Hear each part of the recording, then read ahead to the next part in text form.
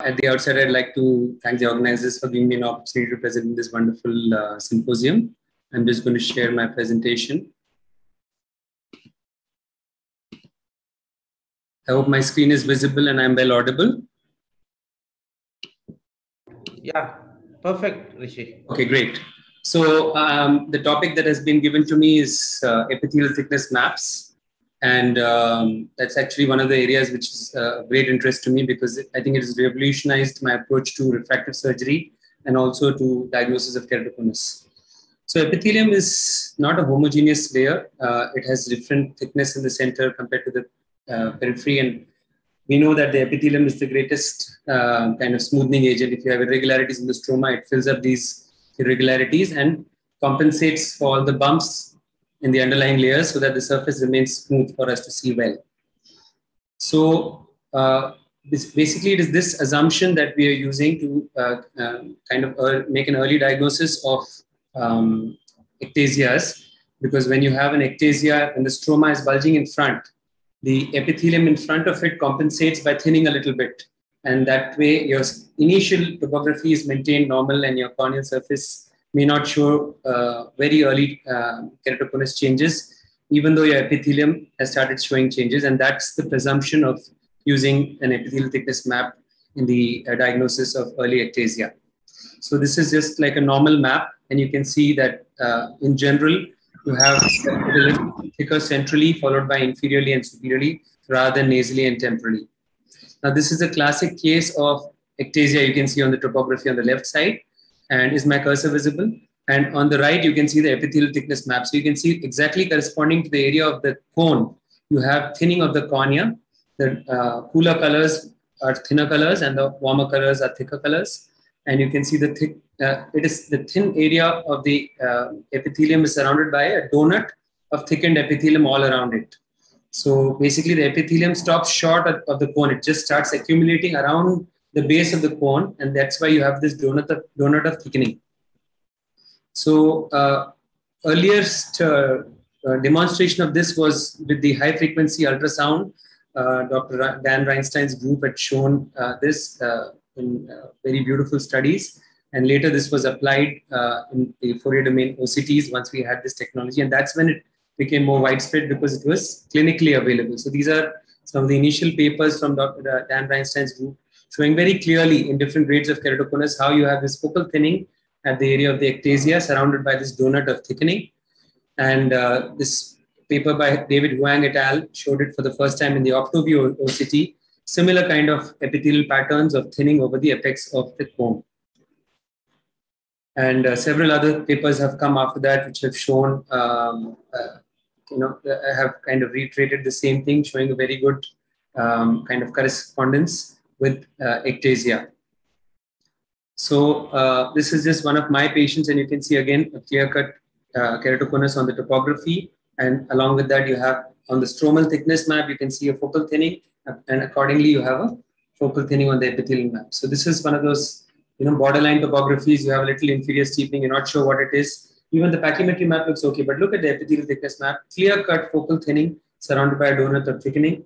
And of course, if you look at the fellow eye, it's a clear-cut case of keratoconus with, again, similar changes in the epithelium. Now, one could, one of the very good utilities of epithelial thickness map is to differentiate it from contact lens warp edge. So you can see the above set of images are contact lens warp edge, whereas the lower ones are ectasia. And you can see, you may see steepening on the topography in both, but in the area of the epithelial thickness map, in keratoconus, you will see thinning at the area of warp edge, whereas in warp edge, you will actually see a thickening, focal thickening. So that's the main difference that you can see in, and one of the very easy ways to differentiate warp edge. So what I do now is if a patient of contact lens use is coming for a LASIK, I just do an epithelial thickness map. And if I don't see any evidence of epithelial warp edge, I will not necessarily delay the surgery for 1 or 2 weeks like we traditionally have been doing. If the epithelium is fine, I'd go ahead very soon also. This is one of the more advanced OCTs that is available, MS39 from CSO. The advantage is it combines the topography, placido topography with a very high resolution OCT. So it gives you both topography as well as elevation data, as well as epithelial thickness maps and stromal topography as well, which is fabulous. So this was just a small study we had done in our hospital to kind of see how epithelial thickness maps might be useful. I'll just, because time is short, I'll quickly run through. So you can see very clearly from normal to FFKC to frank keratoconus how it changes. So we took 40 normals and 40 keratoconic eyes, used the RTB OCT, which gives not 5 but 6 mm central epithelial scans. Now we have more advanced OCTs with larger diameters of epithelial thickness maps. So this is what a normal epithelial map looks like in the cornea. And you can see this is a patient with keratoconus in both eyes. You can see focal thinning at the inferotemporal aspect, and correspondingly, you're seeing thinning surrounded by a donut of thickened epithelium. So we studied a lot of parameters to see what epithelial thickness parameters may be useful. And basically the ones that we found mainly useful were the minimum epithelial thickness, which is shown by an asterisk, the maximum epithelial thickness, which is shown by a plus sign, and one ratio called the R1, which is the minimum epithelial thickness divided by the exact opposite point of the epithelium. And similarly, we have a maximum divided by the exact diagonally opposite point on the epithelial thickness map. And of course, we did a proper statistical analysis. And basically, we found that these are the parameters which were statistically significant: the central thickness, inferotemporal, minimum epithelial thickness, maximum epithelial thickness, the R1, which was minimum divided by the diagonally opposite point, R2, maximum divided by the diagonally opposite point, and the maximum epithelial thickness minus the minimum epithelial thickness. I'll just take 15 seconds more.